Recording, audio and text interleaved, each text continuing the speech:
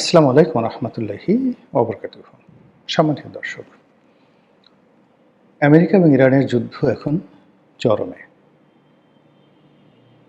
যারা সামরিক বিশেষজ্ঞ তারা সবাই ধরে নিয়েছিলেন যে এই যুদ্ধ হবে একপক্ষীয় যুদ্ধ। ইসরায়েলের যে সামরিক সক্ষমতা এবং তাদের যারা বন্ধু রাষ্ট্র, ইউরোপের যে সকল বন্ধু রাষ্ট্র রয়েছে, ফ্রান্স রয়েছে, ইংল্যান্ড রয়েছে, কানাডা রয়েছে, তার সঙ্গে সঙ্গে জার্মানি তো আছেই, এবং আমেরিকা সরাসরি এই যুদ্ধে অংশগ্রহণ করেছে। আমেরিকা তার যে ইতিহাস, আমেরিকা নামক রাষ্ট্রের ইতিহাসের সবচেয়ে বড় যুদ্ধযাত্রা এবার হয়েছে পারস্য উপসাগরে। এই পারস্য উপসাগরে তাদের রণতরীগুলো তারা মোতায়েন করেছে, তাদের যত আধুনিক মারণাস্ত্র রয়েছে সেগুলো তারা এখানে এনেছে, এবং একই সঙ্গে প্রায় 50টির উপরে তাদের যে সামরিক ঘাঁটি রয়েছে মধ্যপ্রাচ্য জুড়ে, প্রতিটি ঘাঁটিতে তারা সর্বোচ্চ সৈন্য সমাবেশ, কৌশলগত অবস্থান, সামরিক সরঞ্জামাদির সেখানে সমাবেশ করা ছাড়াও তাদের যে সকল বন্ধু রাষ্ট্র রয়েছে তাদেরকে রেড অ্যালার্টে রাখা হয়েছে। ইসরায়েল, কাতার, সংযুক্ত আরব আমিরাত, সৌদি আরব, কুয়েত, বাহরাইন, জর্ডান, এমনকি মিশর, এ সকল দেশের সামরিক বাহিনীকে রেড অ্যালার্ট রাখা হয়েছে যে যদি স্থল যুদ্ধের প্রয়োজন হয়, ইরাকে যেভাবে বুশের জামানাতে সেই স্থল যুদ্ধ পরিচালনা করা হয়েছিল, ইরানে যদি এরকম স্থল যুদ্ধের প্রয়োজন হয় সেক্ষেত্রে এটি হবে জয়েন্ট ফোর্স, মানে এখানে কানাডিয়ান সৈন্য থাকবে, ইউরোপিয়ান সৈন্য থাকবে, আমেরিকান সৈন্য থাকবে এবং আরব দেশের সৈন্য থাকবে, যেন এটি নিয়ে কোনো আলোচনা সমালোচনা না হয়। এইভাবে প্রস্তুতি নিয়ে আক্রমণ করেছে আমেরিকা এবং ইসরায়েল। আক্রমণের শুরুতে তারা তাদের প্রযুক্তিগত উৎকর্ষতা, তাদের গোয়েন্দা শক্তির যে মাধুর্যতা বলবো না, ঠিক গোয়েন্দা শক্তির যে ইফেক্টিভনেস সেটি, এবং একই সঙ্গে তাদের যে নিষ্ঠুরতা, সেই নিষ্ঠুরতা আপনি এটা হিটলারও ঠিক এরকম কাজ কখনো করেননি। সেই নিষ্ঠুরতার চরম পরাকাষ্ঠা দেখিয়ে তারা ইরানে আক্রমণ করে একই সঙ্গে ইরানের সর্বোচ্চ ধর্মীয় নেতা সহ তারা সেই ইরানের প্রায় 40 জন শীর্ষ সামরিক জেনারেলকে স্পট মেরে ফেলেছে। ট্রাম্প গর্ব করে বলছে যে ইরানে নেতৃত্ব দেওয়ার মতো কোনো সিনিয়র নেতৃবৃন্দ এখন আর অবশিষ্ট নেই, সবাইকে আমরা মেরে ফেলেছি। তো এটা গেল যুদ্ধের প্রথম 24 ঘন্টার ঘটনা। সেই 24 ঘন্টায় আমরা মনে করেছিলাম যে ইরান শেষ। এখন ইরানে কি রেজা শাহ পাহলভি তিনি ফিরে আসবেন? যে আগের যে রেজা শাহ পাহলভির ছেলে এখন রেজা পাহলভি, তিনি কি ফিরে আসবেন? নাকি ইরানের যে সকল বিদ্রোহী গ্রুপ বিভিন্ন সময়টিতে খামেনি সরকারের বিরুদ্ধে অস্ত্র তুলে নিয়েছিল তারা নেতৃত্ব আসবে, নাকি নতুন কিছু হবে? না, আমেরিকা সেখানে সরাসরি তাদের রুল জারি করবে। এই বিষয়গুলো নিয়ে যখন আমরা চিন্তা করছিলাম, ঠিক সেই সময়টাতে ইরানের পক্ষ থেকে একের পর এক পাল্টা আঘাত আসতে থাকে, এবং অবিস্মরণীয় সে আঘাত। তাদের যুদ্ধবিমান নেই, তাদের নিউক্লিয়ার পাওয়ার নেই, তাদের যে অন্য যে প্রযুক্তিগত আমেরিকা ইউরোপের কাছে যে নৌশক্তি থাকে সেই নৌশক্তিও তাদের নেই।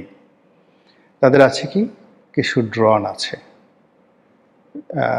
যেটিকে বলা হয় শাহেদ ড্রোন, আর রয়েছে দূরপাল্লার, মাঝারি পাল্লার, স্বল্প পাল্লার ক্ষেপণাস্ত্র, এবং এই সকল ক্ষেপণাস্ত্রের মধ্যে আবার বেশ কিছু সংখ্যক ক্ষেপণাস্ত্র রয়েছে যেগুলিকে বলা হয় সুপারসনিক, শব্দের গতির চেয়ে বেশি। তো কেবলমাত্র ড্রোন এবং ক্ষেপণাস্ত্র নিয়ে তারা ঝাঁপিয়ে পড়ল।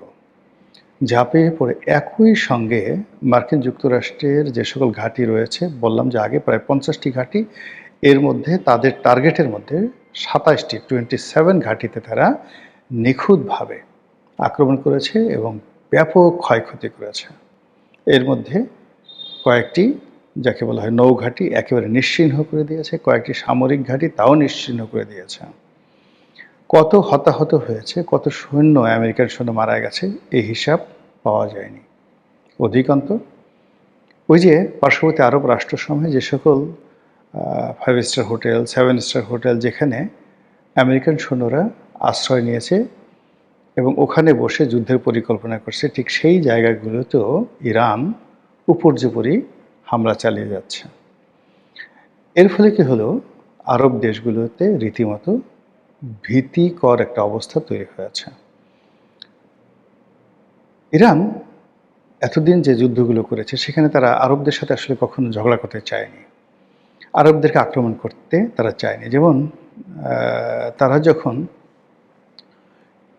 সিরিয়াতে বাশার আল আসাদের সরকারের সময়টাতে প্রচণ্ড রকম শক্তিশালী হয়ে পড়েছিল, তাদের হিজবুল্লাহ এবং হুতিদের যন্ত্রণায় যেখানে ইসরায়েল পাগল হয়ে গিয়েছিল, এবং হিজবুল্লাহর ভয়ে যখন আমেরিকা থরথর করে কাঁপত, তার সঙ্গে সঙ্গে আবার হামাস যখন ইসমাইল হানিয়া জীবিত ছিলেন, ওই সময়টাতে ইরানের যে প্রক্সি ক্ষমতা হায়েস্ট পর্যায়ে ছিল, তখন কিন্তু ইরান ইচ্ছা করলে, তখন তাদের যে সাইকোলজিক্যাল অবস্থা ছিল, সেই সাইকোলজিক্যাল অবস্থায় তারা যদি চেষ্টা করত, একই সঙ্গে কুয়েত, কাতার, বাহরাইন, ইরাক এবং সৌদি আরবে তারা দখল করে নিতে পারত। এই ক্ষমতা তাদের ছিল, কিন্তু তারা সেই কাজটি তারা করেনি। যখন কাসেম সুলাইমানিকে মেরে ফেলা হলো, ইরানের যে বিপ্লবী গার্ড, সেই গার্ডের যে প্রধান, বিশেষ করে যারা বিদেশে অপারেশন পরিচালনা করে, সেই অপারেশনের যিনি প্রধান, কাসেম সুলাইমানিকে হত্যা করা হলো। এরপর আরও কয়েকজন খুব নামকরা জেনারেলকে হত্যা করা হলো এবং ইরানের প্রেসিডেন্ট রাইসিকে তারা হত্যা করে ফেললো। এই হত্যা করার ফলে কি হলো, যারা হত্যাকারী ইসরায়েল এবং আমেরিকা, তাদের সাহস বাড়তে থাকলো।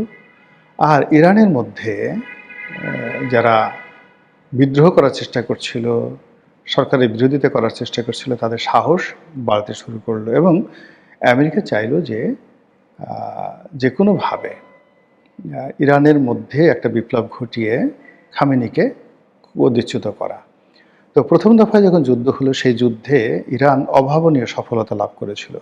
এবং তখন ইরান যদি আর মাত্র 10 দিন যুদ্ধ চালিয়ে নিত, পৃথিবী কোথায় যেত বলা যায় না। এবং তখন ইসরায়েল এমন একটা পর্যায়ে পৌঁছে গিয়েছিল যে ইসরায়েল হুমকি দিয়েছিল যে তারা পরমাণু বোমার বিস্ফোরণ ঘটাবে। এবং আমি মনে করি এটা ইসরায়েলকে করতে দেওয়া উচিত ছিল। কিন্তু এখন কি হলো, ওই সময়টিতে তারা যখন যুদ্ধবিরতি মেনে নিল ইরান, সেই যুদ্ধবিরতির এই সময়টিতে ইসরায়েল যে প্রস্তুতি নিল, আমেরিকা যে প্রস্তুতি নিল, ঠিক সেইভাবে ইরান প্রস্তুতি নিতে পারেনি। উল্টো ইরানের মধ্যে অভ্যন্তরীণ বিপ্লব ঘটিয়ে এমন একটা অবস্থা তৈরি করা হয়েছিল কয়েকদিন আগে, পারেতে সরকার পড়ে যায় একটা অবস্থা। এর মধ্যে আবার নতুন করে আমেরিকা যুদ্ধের দামামা বাজালো।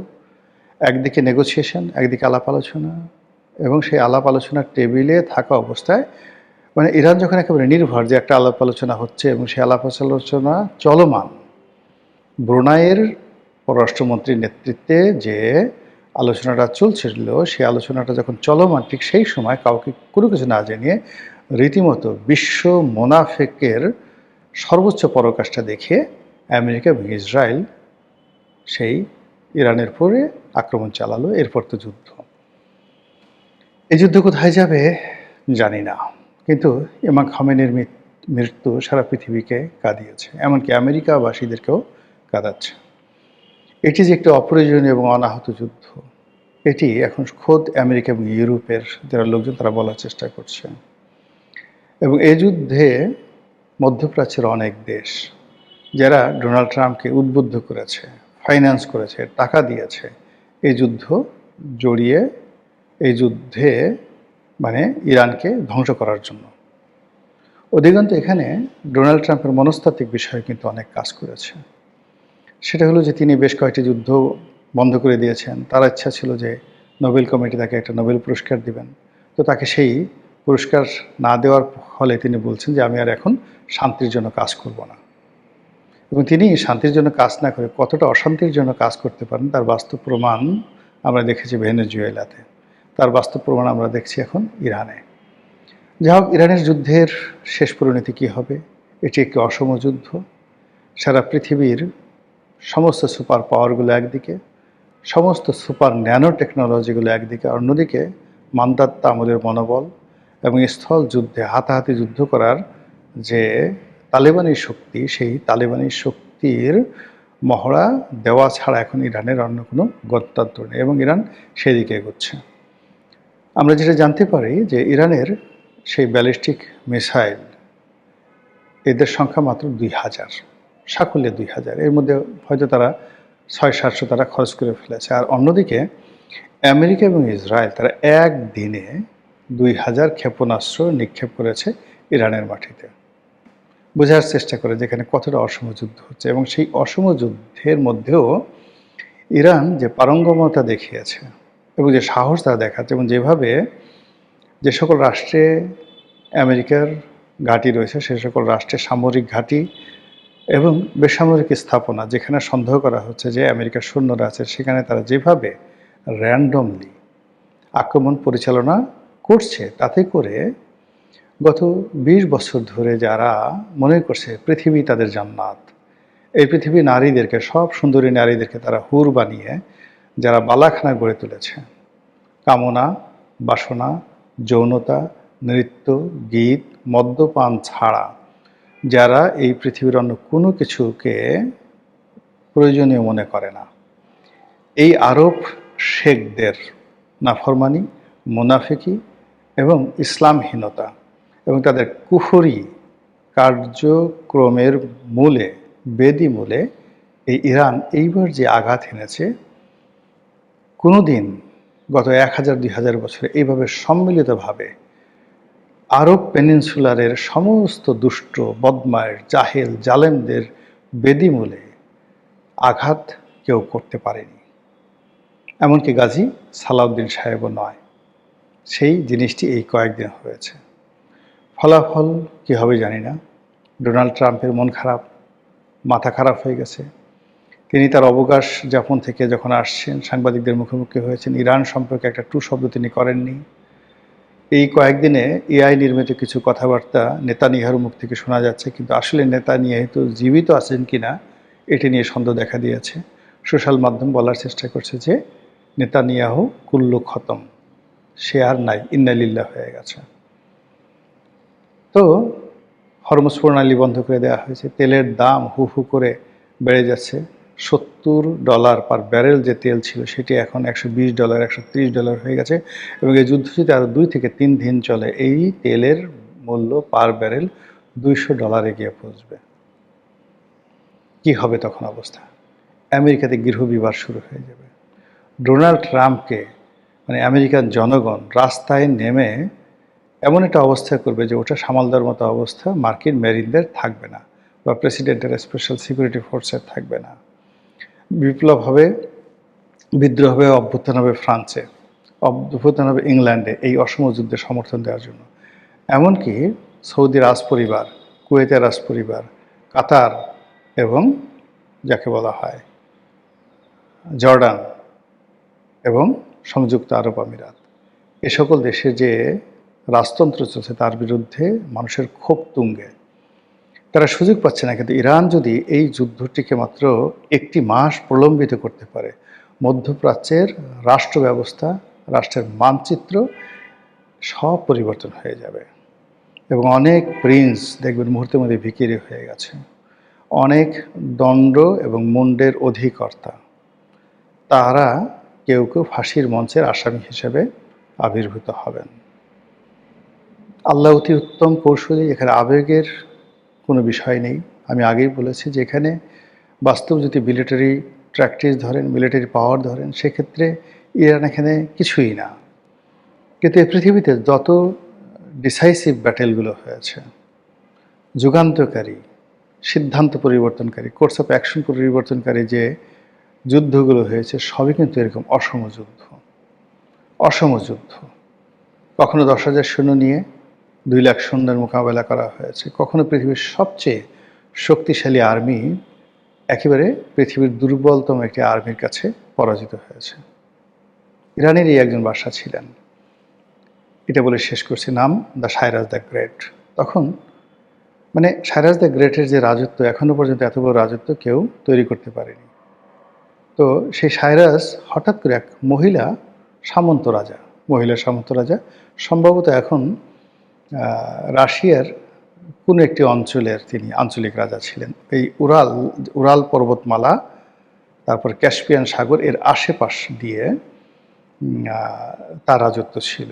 এবং সেই রাজত্বে সেই যুদ্ধে আসার জন্য, ক্যাস্পিয়ান সাগর বললাম এই কারণে যে ওখানে সেই সাইরাসকে নৌকা তৈরি করতে হয়েছিল। এখন সাইরাস এবং সেই মহিলার যে অবস্থা যদি আপনি বিবেচনা করে নেন, এটাকে আপনি তুলনা করতে পারেন Donald Trump America versus Bhutan, এরকম ছিল। তো ওই মহিলা খুব করুণ করে একটা চিঠি লিখেছে যে আপনার সাথে আমার যুদ্ধ হয় না, সারা দুনিয়ার বাদশা আপনি, কেন আপনি আমার মতো একটা ছোট রাজ্য অধিকার করতে চাচ্ছেন আর আমাকে জোর করে বিয়ে করতে চাচ্ছেন। এখানে বিয়েটা ছিল একটা ফাঁদ, বিয়ের ফাঁদে তার রাজ্যটা অধিকার করার জন্য। কিন্তু সাইরাস থামলেন না, তিনি যুদ্ধে আসলেন, সেই যুদ্ধে পরাজিত হলেন এবং তিনি নিহত হলেন। আমার কাহিনী নয়, সেটি এই কাহিনী হিরোডোটাসের যে দ্য হিস্ট্রি বইতে এটা লিপিবদ্ধ আছে অসাধারণ চমৎকারভাবে। এরকম অসংখ্য ঘটনায় পৃথিবীতে কোর্স অফ অ্যাকশন ঘটেছে। তো এইবার এই 2026 সনে আমেরিকার ভাগ্যে কি হয় বা ইরানের ভাগ্যে কি হয় সেটাই দেখার বিষয়। আমরা চাই পৃথিবীর জন্য যেটি কল্যাণকর, মানুষের জন্য যেটি কল্যাণকর, ইসলামের জন্য যেটি কল্যাণকর এবং যেটির মাধ্যমে মহান আল্লাহ রাব্বুল আলামিনের হুকুমতে পৃথিবীতে প্রতিষ্ঠিত হবে, সেটি যেন হয়। আসসালামু আলাইকুম ওয়া রাহমাতুল্লাহি ওয়া বারাকাতুহু।